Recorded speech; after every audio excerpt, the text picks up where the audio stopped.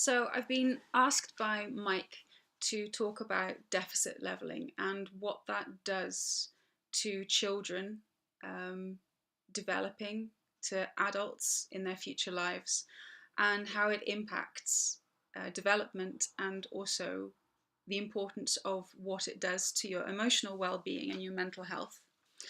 One of the most important things from the perspective of autism is we work on assumptions. Maybe that's important for all diagnoses. We work on the assumption that the knowledge that we have right now is the correct knowledge. Whereas the strange thing, what I find, that the opposite perspective is knowledge changes, knowledge develops. We used to think autism had to be linked with a mental handicap. Now we know that that is absolutely not the case. We used to think there was an area in the brain that was essentially broken, deficit. Now we know that that's also not the case. It's a different development, it's a different order of development, and that can give major problems in a world which is built upon a typical form of development. If somebody doesn't follow that, then the feeling of not being a part of society happens.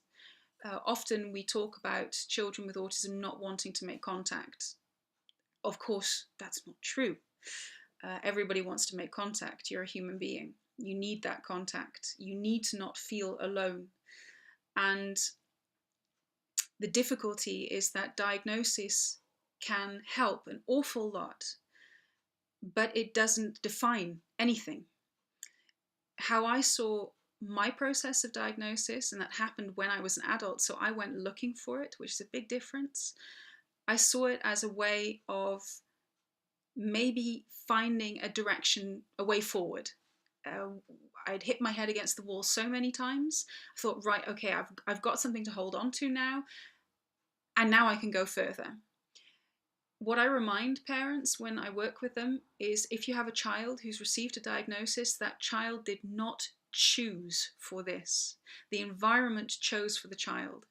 And if we forget that very beginning part of the whole diagnosis process, then we're also forgetting the emotional impact that it will have on a child, because the child is living in their body.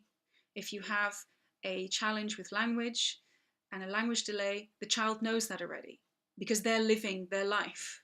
They're living in their brain. They're living with the consequences of what happens.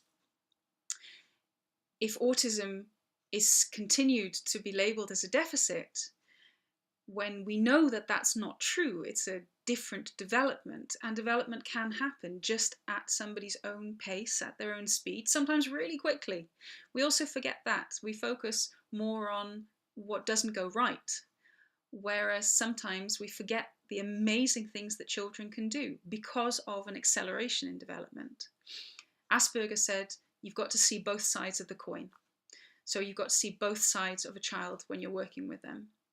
And I think no matter what diagnosis somebody receives, the importance of not making assumptions, to always think we know hardly anything about the human brain.